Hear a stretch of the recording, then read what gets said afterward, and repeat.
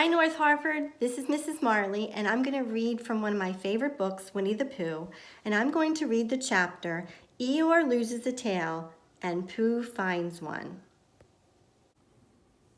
Eeyore loses a tail and Pooh finds one. The old gray donkey, Eeyore, stood by himself in a thistly corner of the forest, his front feet well apart, his head on one side, and thought about things. Sometimes he thought sadly to himself, "Why?" And sometimes he thought, "Wherefore?" And sometimes he thought, "Inasmuch as which?" And sometimes he didn't quite know what he was thinking about. So when Winnie the Pooh came stumbling along, Eeyore was very glad to be able to stop thinking for a little in order to say, "How do you do?" in a gloomy manner to him. "And how are you?" said Winnie the Pooh. Eeyore shook his head from side to side. "Not very how," he said. "I don't seem to have felt at all how for a long time." "Dear, dear," said Pooh. "I'm sorry about that. Let's have a look at you." So Eeyore stood there gazing sadly at the ground, and Winnie the Pooh walked all round him once. "Why, what's happened to your tail?" he said in surprise. "What has happened to it?" said Eeyore. "It isn't there." "Are you sure?" "Well, either a tail is there or it isn't there. You can't make a mistake about it. And yours isn't there." "Then what is?" "Nothing." "Let's have a look," said Eeyore, and he turned slowly round to the place where his tail had been a little while ago, and then finding that he couldn't catch it up, he turned round the other way until he came back to where he was at first. And then he put his head down and looked between his front legs, and at last he said with a long, sad sigh, "I believe you're right." "Of course I'm right," said Pooh. "That accounts for a good deal," said Eeyore gloomily. "It explains everything."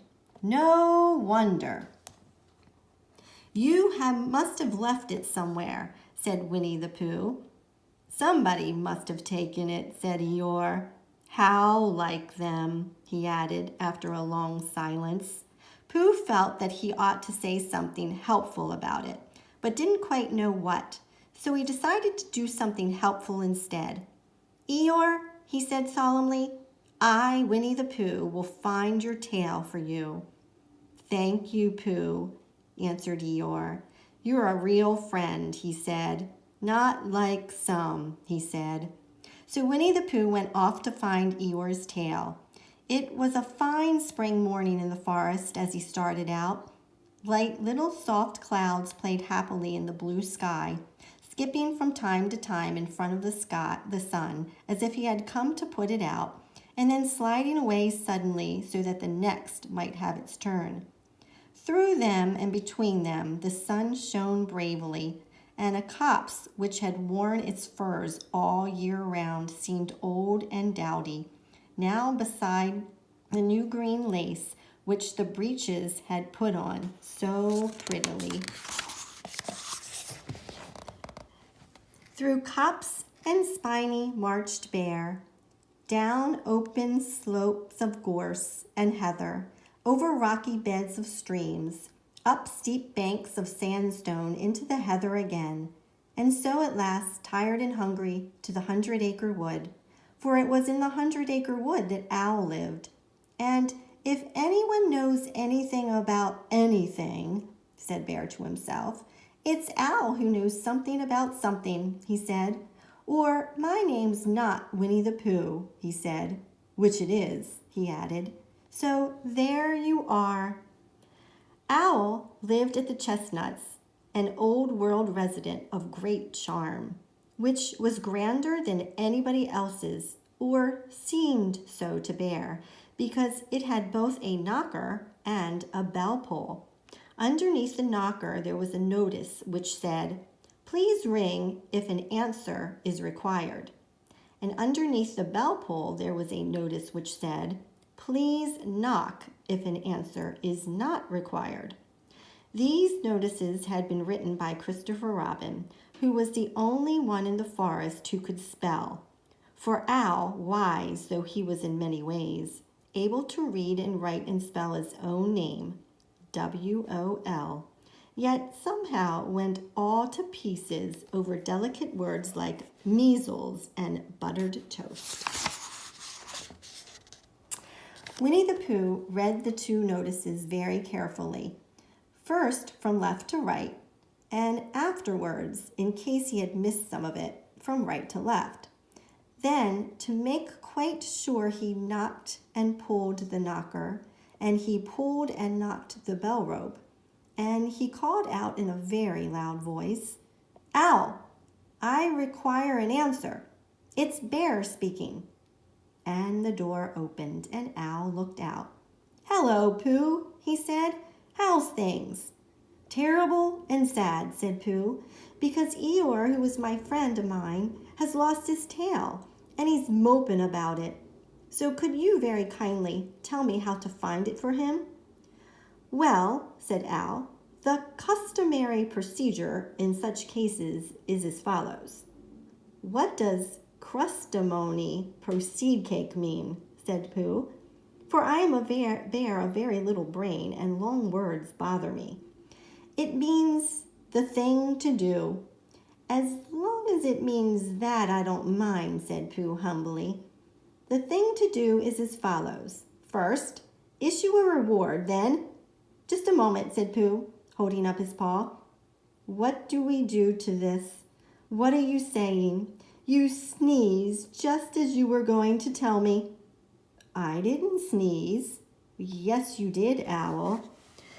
"Excuse me, Pooh, I didn't. You can't sneeze without knowing it." "Well, you can't know it without something having been sneezed." "What I said was, first issue a reward." "You're doing it again," said Pooh sadly. "A reward," said Owl very loudly.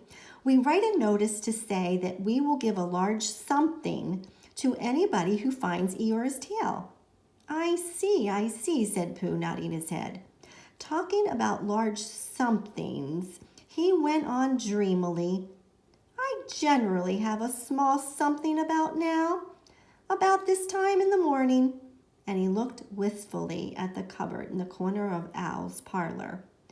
"Just a mouthful of condensed milk or whatnot, with perhaps a lick of honey." "Well then," said Owl, "we write out this notice and we put it up all over the forest." "A lick of honey," murmured Bear to himself, "or not, as the case may be." And he gave a deep sigh and tried very hard to listen to what Owl was saying. But Owl went on and on, using longer and longer words, until at last he came back to where he started, and he explained that the person to write out this notice was Christopher Robin. It was he who wrote the ones on the front door for me. Did you see them, Pooh? For some time now, Pooh had been saying yes and no in turn with his eyes shut to all that Owl was saying. And having said yes, yes last time, he said no, not at all now, without really knowing what Owl was talking about. "Didn't you see them?" said Owl, a little surprised. "Come and look at them now." So they went outside, and Pooh looked at the knocker and the notice below it, and he looked at the bell rope and the notice below it, and the more he looked at the bell rope, the more he felt that he had seen something like it somewhere else sometime before. "Handsome bell rope, isn't it?" said Owl. Pooh nodded. "It reminds me of something," he said, "but I can't think what. Where did you get it?" "I just came across it in the forest. It was hanging over a bush, and I thought at first somebody lived there. So I rang it, and nothing happened. And then I rang it again very loudly, and it came off in my hand. And as nobody seemed to want it, I took it home and—" "Owl," said Pooh solemnly, "you made a mistake. Somebody did want it. Who? Eeyore. My dear friend Eeyore. He was fond of it. Fond of it? Attached to it, said Winnie the Pooh sadly. So with these words, he unhooked it, carried it back to Eeyore, and when Christopher Robin had nailed it to the right place again, Eeyore frisked about the forest, waving his tail so happily that Winnie the Pooh came over all funny and had to hurry home for a little snack of something to sustain him. And wiping his mouth, half an hour afterwards, he sang to himself proudly. Who found the tail? I, said Pooh, at 1:45. Only it was 11:15, really. I found the tail.